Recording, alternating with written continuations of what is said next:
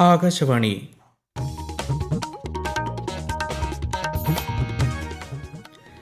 നമസ്കാരം. പ്രാദേശിക വാർത്തകൾ വായിക്കുന്നത് അക്ഷയ് ഷാജി.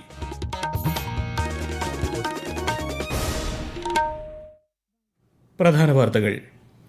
സ്വയം പര്യാപ്ത ഇന്ത്യ കെട്ടിപ്പടുക്കാനുള്ള നിശ്ചയദാർഢ്യം കൂടുതൽ ശക്തമാവുകയാണെന്ന് പ്രധാനമന്ത്രി നരേന്ദ്രമോദി. ആഴി മുതൽ ആകാശം വരെ രാജ്യം സ്വയം പര്യാപ്തമായി മാറുകയാണെന്നും മൻ കി ബാത്തിൽ പരാമർശം. ജനങ്ങളാണ് ഏതൊരു രാജ്യത്തിന്റെയും ആത്മാവെന്ന് പ്രധാനമന്ത്രി നരേന്ദ്രമോദി. ശുചിത്വം, വോക്കൽ ഫോർ ലോക്കൽ, ജലസംഭരണം എന്നിവ തുടരാനും ആഹ്വാനം. പൾസ് പോളിയോ തുള്ളിമരുന്ന് വിതരണത്തിന് രാജ്യമെമ്പാടും തുടക്കമായി. സംസ്ഥാനതല ഉദ്ഘാടനം ആരോഗ്യമന്ത്രി തിരുവനന്തപുരത്ത് നിർവഹിച്ചു. സംസ്ഥാനത്ത് പകർച്ചവ്യാധി നിയന്ത്രണ വിധേയമായതായി ആരോഗ്യമന്ത്രി കെ മുരളീധരൻ. ഡെങ്കിപ്പനി ബോധവൽക്കരണത്തിന് സംയുക്ത പ്രതിജ്ഞാ പരിപാടി മറ്റന്നാൾ. കേരളത്തിൽ മഴ ശക്തി പ്രാപിക്കുന്നു. കോഴിക്കോട് മുതൽ കാസർഗോഡ് വരെ ഇന്ന് ഓറഞ്ച് ജാഗ്രത. കേരള, കർണാടക, ലക്ഷദ്വീപ് തീരങ്ങളിൽ ബുധനാഴ്ച വരെ മത്സ്യബന്ധനത്തിന് വിലക്ക്. ഫിഫ ലോകകപ്പ് ഫുട്ബോളിൽ ജോർദാനെതിരെ അർജന്റീനയ്ക്ക് തകർപ്പൻ ജയം. ആദ്യ നോക്കൌട്ടിൽ ഇന്ന് കാനഡ ദക്ഷിണാഫ്രിക്ക പോരാട്ടം. വാർത്തകൾ വിശദമായി. സ്വയം പര്യാപ്ത ഇന്ത്യ കെട്ടിപ്പടുക്കാനുള്ള നിശ്ചയദാർഢ്യം കൂടുതൽ ശക്തമാവുകയാണെന്ന് പ്രധാനമന്ത്രി നരേന്ദ്രമോദി. ആകാശവാണിയിലൂടെ മൻ കി ബാത്തിന്റെ 135 പതിപ്പിൽ ജനങ്ങളുമായി സംവദിക്കുകയായിരുന്നു അദ്ദേഹം. അടുത്തിടെ കമ്മീഷൻ ചെയ്ത നാവികസേനയുടെ കപ്പലുകൾ, വ്യോമസേനയുടെ വിമാനങ്ങൾ തുടങ്ങിയവയുടെ രൂപകൽപ്പനയും നിർമ്മാണവും പൂർണ്ണമായി തദ്ദേശീയമായിരുന്നത് ഇതിന് ഉദാഹരണമായി പ്രധാനമന്ത്രി പരാമർശിച്ചു. എയ്റോസ്പേസ് മേഖലയ്ക്ക്, പ്രത്യേകിച്ച് MSMEകൾക്ക് ഈ നേട്ടം പുതിയ ശക്തി പകരുകയും ആഴി മുതൽ ആകാശം വരെ കൂടുതൽ സുരക്ഷിതവും സ്വയം പര്യാപ്തവുമായി രാജ്യം മാറുകയാണെന്നും പ്രധാനമന്ത്രി പറഞ്ഞു. साथियों, जून के महीने में ही एविएशन सेक्टर में भी देश ने एक बड़ी सफलता पाई.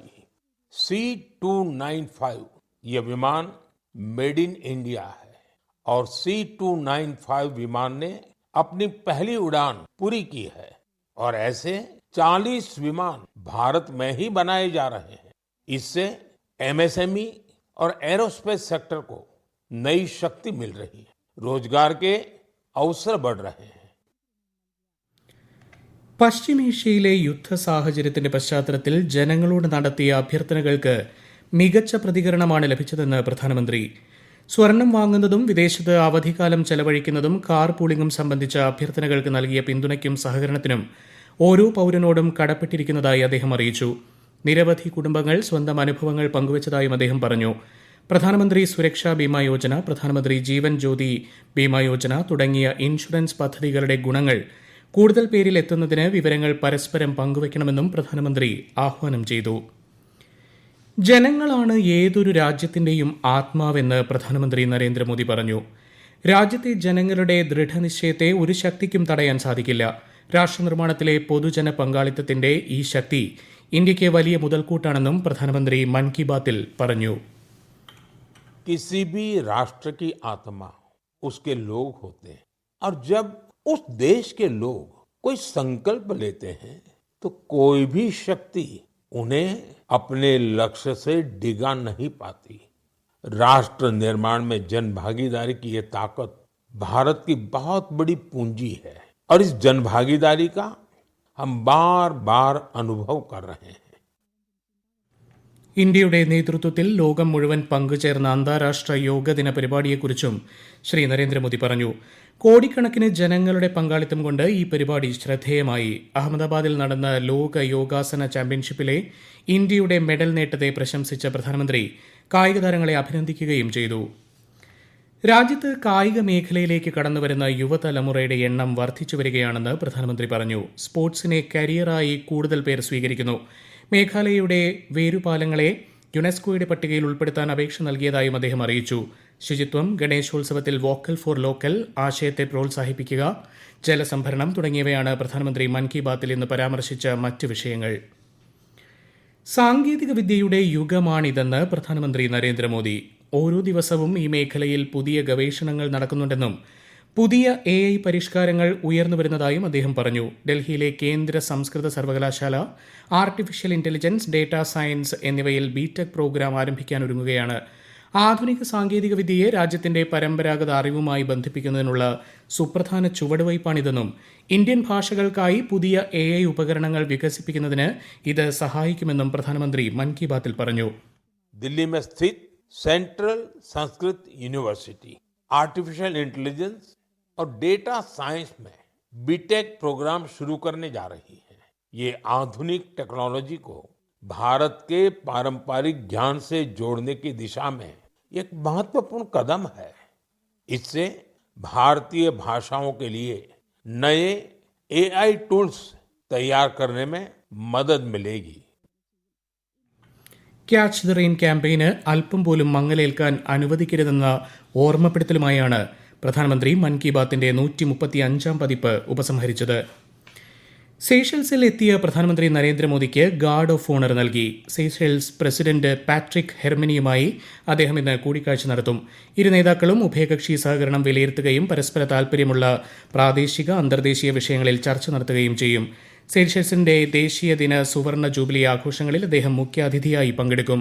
സെയ്ഷൽസ് ദേശീയ അസംബ്ലിയെ ഇന്ന് അഭിസംബോധന ചെയ്യും. പ്രവാസി ഇന്ത്യക്കാരുമായും അദ്ദേഹം ആശയവിനിമയം നടത്തും. ഈ വാർത്തകൾ ആകാശവാണിയിൽ നിന്ന്.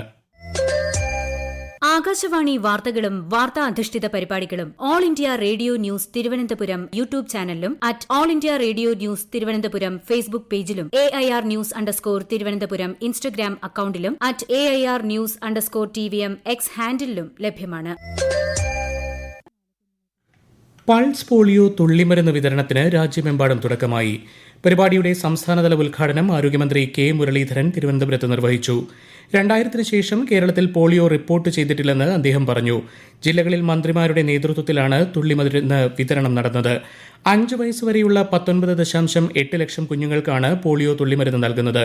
ഇതിനായി 22,288 ബൂത്തുകളും പരിശീലനം ലഭിച്ച 46,663 സന്നദ്ധ പ്രവർത്തകരെയും സജ്ജമാക്കിയിട്ടുണ്ട്.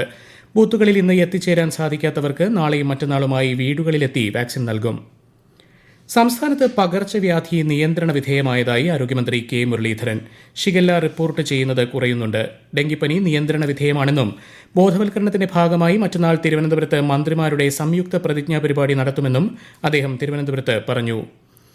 കേരളത്തിൽ ശക്തമായ മഴയ്ക്ക് സാധ്യതയെന്ന് കേന്ദ്ര കാലാവസ്ഥാ വകുപ്പ്. കോഴിക്കോട്, വയനാട്, കണ്ണൂർ, കാസർഗോഡ് ജില്ലകളിൽ ഇന്ന് ഓറഞ്ച് ജാഗ്രതയും മറ്റെല്ലാ ജില്ലകളിലും ലക്ഷദ്വീപിലും മഞ്ഞ ജാഗ്രതയുമാണ്. കേരള, കർണാടക, ലക്ഷദ്വീപ് തീരങ്ങളിൽ ബുധനാഴ്ച വരെ മത്സ്യബന്ധനത്തിന് വിലക്ക് ഏർപ്പെടുത്തി.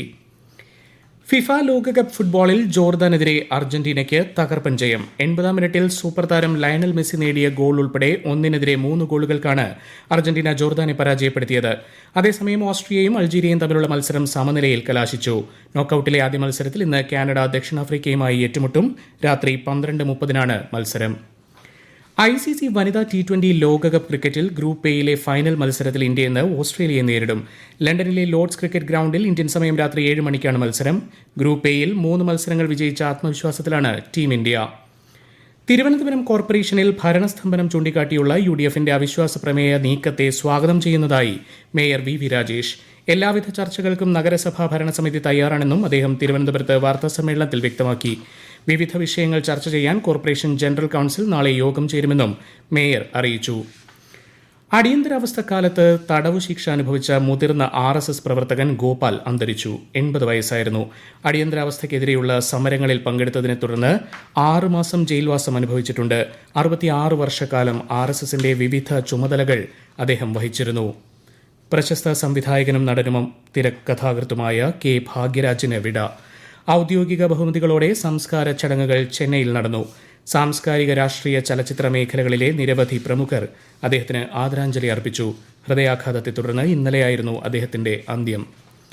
കേരളത്തിൽ സെൻസസ് 2027ന്റെ ഭാഗമായി പൊതുജനങ്ങൾക്ക് സ്വന്തമായി വിവരങ്ങൾ രേഖപ്പെടുത്താനുള്ള സെൽഫ് എന്യൂമറേഷൻ സൗകര്യം 2 ദിവസം കൂടി ലഭ്യമാകും. se.census.gov.in എന്ന പോർട്ടലിലാണ് വിവരങ്ങൾ സമർപ്പിക്കേണ്ടത്. പ്രധാന വാർത്തകൾ വീണ്ടും.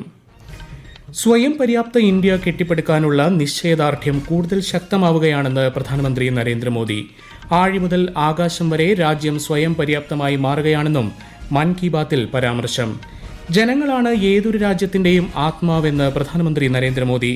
ശുചിത്വം, വോക്കൽ ഫോർ ലോക്കൽ, ജലസംഭരണം എന്നിവ തുടരാനും ആഹ്വാനം. പൾസ് പോളിയോ തുള്ളിമരുന്ന് വിതരണത്തിന് രാജ്യമെമ്പാടും തുടക്കമായി. സംസ്ഥാനതല ഉദ്ഘാടനം ആരോഗ്യമന്ത്രി തിരുവനന്തപുരത്ത് നിർവഹിച്ചു. സംസ്ഥാനത്ത് പകർച്ചവ്യാധി നിയന്ത്രണ വിധേയമായതായി ആരോഗ്യമന്ത്രി കെ മുരളീധരൻ. ഡെങ്കിപ്പനി ബോധവൽക്കരണത്തിന് സംയുക്ത പ്രതിജ്ഞാ പരിപാടി മറ്റന്നാൾ. കേരളത്തിൽ മഴ ശക്തി പ്രാപിക്കുന്നു. കോഴിക്കോട് മുതൽ കാസർഗോഡ് വരെ ഇന്ന് ഓറഞ്ച് ജാഗ്രത. കേരള, കർണാടക, ലക്ഷദ്വീപ് തീരങ്ങളിൽ ബുധനാഴ്ച വരെ മത്സ്യബന്ധനത്തിന് വിലക്ക്.